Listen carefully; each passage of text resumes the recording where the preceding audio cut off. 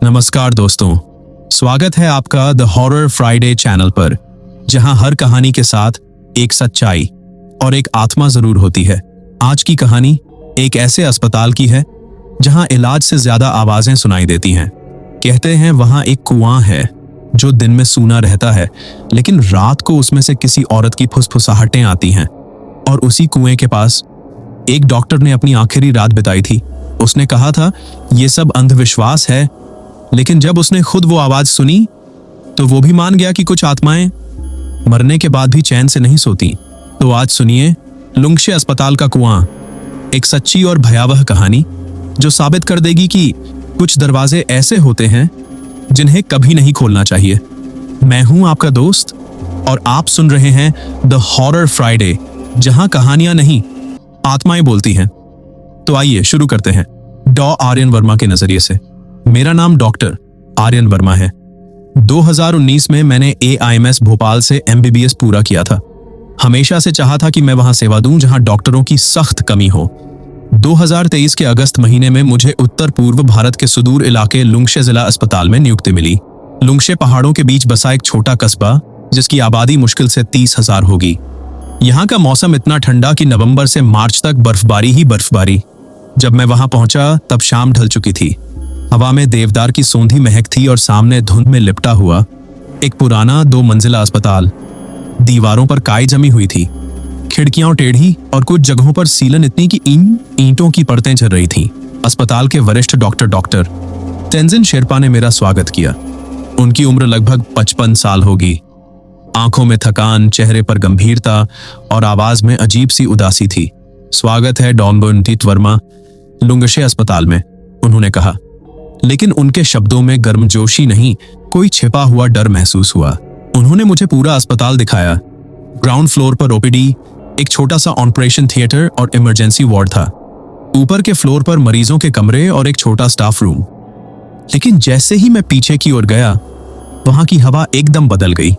पेड़ों के बीच से जाने वाला एक संकरी पगडंडी और उसके अंत में एक जर्जर सी इमारत जिसके ऊपर धातु का बोर्ड लटका था, मॉर्चरी, मुर्दा घर।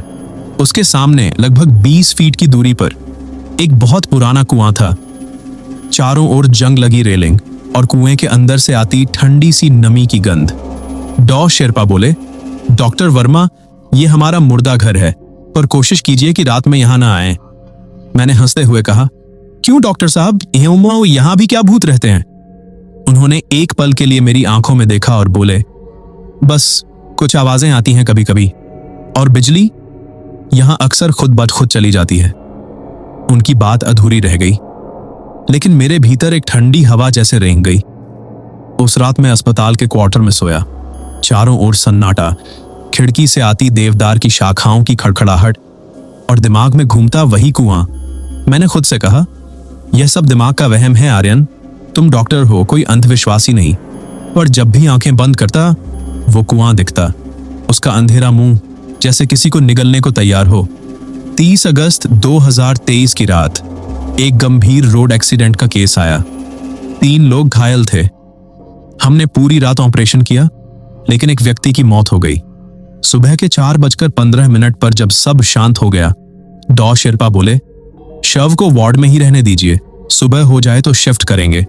मैंने कहा, लेकिन यह प्रोटोकॉल के खिलाफ है सर, मैं खुद ले जाता हूं मुर्दा घर। उन्होंने मेरा चेहरा देखा जैसे कहना चाहते हो मत जाओ, लेकिन बोले बस इतना, तो अकेले मत जाइएगा। मैंने वार्ड बॉय रमेश ठाकुर से चलने को कहा। वो घबरा गया, साहब रात में वहां नहीं जाता कोई, वहां जो है वो जाग जाता है। मैं हंस पड़ा, ये सब अफवाहें हैं रमेश। वो बोला, साहब 3 साल पहले यहाँ एक कंपाउंडर था, लोपसांग नाम का। एक रात वो भी अकेला गया था मुर्दा घर। अगली सुबह उसका शव कुएं में मिला था। मेरे हाथ रुक गए। मैंने कहा, दुर्घटना होगी शायद। रमेश बोला, नहीं साहब, उसके गले पर उंगलियों के निशान थे और उसकी आंखें खुली हुई जैसे उसने मौत को सामने देखा हो। मैं कुछ नहीं बोला, बस स्ट्रेचर उठाया और निकल पड़ा। रात के 4:30 पर हवा ठंडी थी और घना कोहरा छाया था। रास्ते पर कदमों की आवाज बहुत तेज लग रही थी। जब मैं मुर्दा घर के पास पहुंचा, वहां की हवा जैसे जमी हुई थी। मैंने ताला खोलने की कोशिश की, चाबी जंग लगी थी। तभी पीछे से धीमी कर की आवाज आई। मैंने मुड़कर देखा, कुछ नहीं। फिर एक और आवाज, इस बार जैसे कोई सिसक रहा हो, कोई औरत। मेरे हाथ कांप गए। चाबी गिर गई। मैंने झुककर उठाई और जैसे ही सीधा हुआ, कुएं के पास एक धुंधली आकृति खड़ी थी। लंबे बाल, सफेद कपड़ा और चेहरा दिख नहीं रहा था। मैंने खुद से कहा, यह धुंध है आर्यन, बस धुंध। कांपते हाथों से ताला खोला और दरवाजा धकेला। अंदर हल्की सी मिट्टी और लोहे की गंध। 4 मेटल ट्रॉली, दीवारों पर फफूंदी और कोने में पुराना फ्रीजर। मैंने शव को ट्रॉली पर रखा और बाहर जाने के लिए मुड़ा। तभी लाइट टिमटिमाई और बुझ गई। अंधेरा। फोन की टॉर्च ऑन की, लेकिन तभी पीछे से किसी की आवाज आई, धीमी, टूटी हुई, मुझे बाहर निकालो। मैं बिना पीछे देखे दौड़ा, दरवाजा खींचा, बंद किया और भागते हुए मेन बिल्डिंग पहुंचा। सिस्टर दोलमा ने देखा। डॉक्टर साहब। मैं कुछ नहीं बोला, सिर्फ पसीने में भीगा बैठा रहा। अगले दिन मैं डॉक्टर शेरपा के पास गया, पूरी बात बताई। उन्होंने कुछ देर चुप रहकर दराज से एक पुरानी डायरी निकाली। यह डायरी डॉ सुशील मेहता की है, जो 1967 से 1972 तक यहां रहे। मैंने पन्ने खोले। एक एंट्री थी, वही 22 मार्च 1968। फिर वही रोने की आवाज। कुएं के पास किसी औरत का साया देखा, सफेद कपड़ों में थी, और फिर मुर्दा घर की दीवार में समा गई। नीचे लिखा था, मैंने ट्रांसफर का आवेदन दे दिया है। यह जगह इंसानों की नहीं, आत्माओं की है। मैंने पूछा, क्या यह वही कुआं है डॉक्टर? डॉ शेरपा बोले, हाँ, यह कुआं पहले युद्ध के समय का है। 1962 में यहां सैनिकों का अस्थायी कैंप था। कई शव यहीं दफनाए या फेंके गए थे। और पेमा? वो एक पल चुप रहे, फिर बोले, वो स्थानीय लड़की थी। उसे युद्ध के दौरान जिंदा कुएं में फेंक दिया गया था। मेरे भीतर सिहरन दौड़ गई। रात को जब मैं अपने कमरे में था, हवा खिड़की से टकरा रही थी।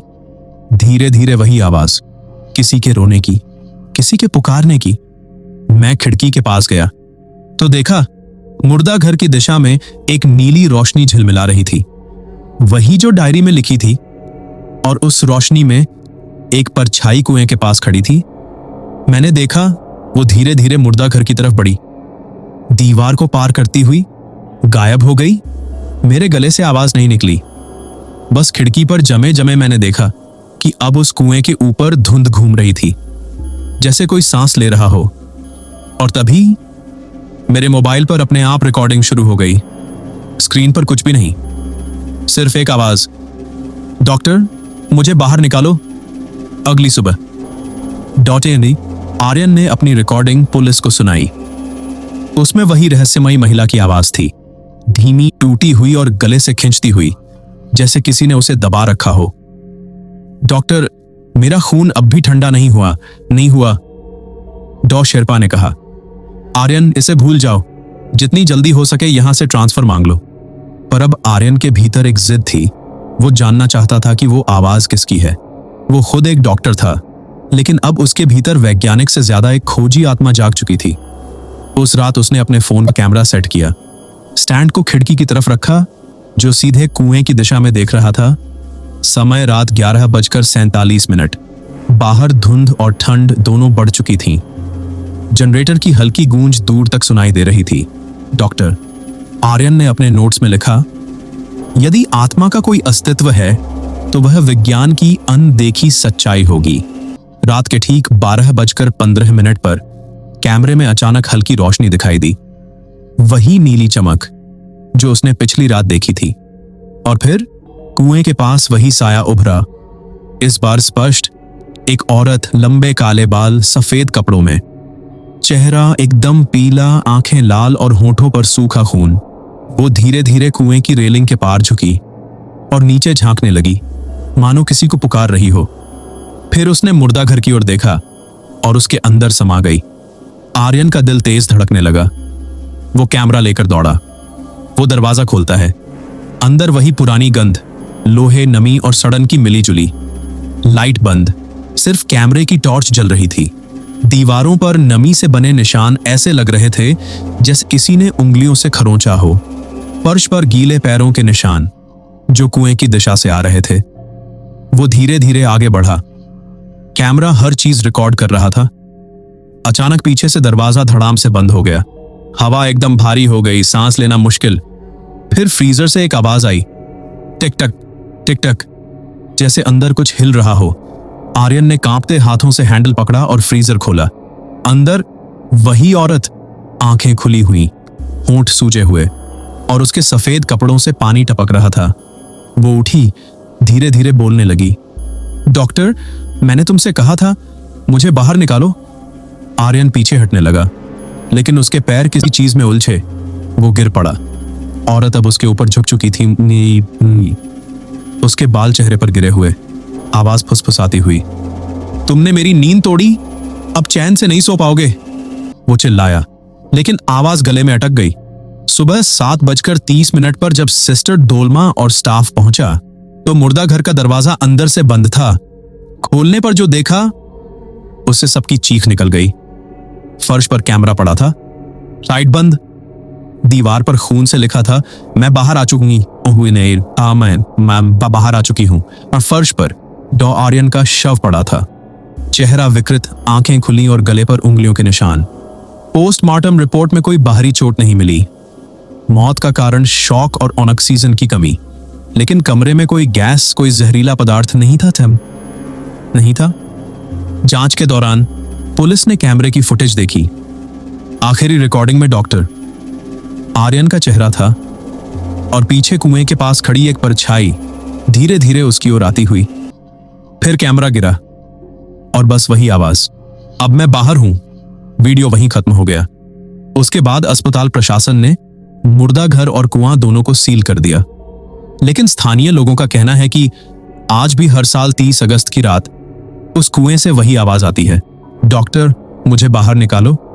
कहते हैं जो आत्माएं अन्याय में मारी जाती हैं वो चैन से नहीं सोती।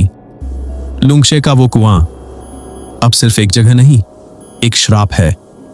और शायद आज भी कोई डॉक्टर उठिए वो रिकॉर्डिंग सुनकर सोचता होगा, क्या सच में आत्माएं मरती हैं या बस डॉक्टरों का इंतजार करती हैं?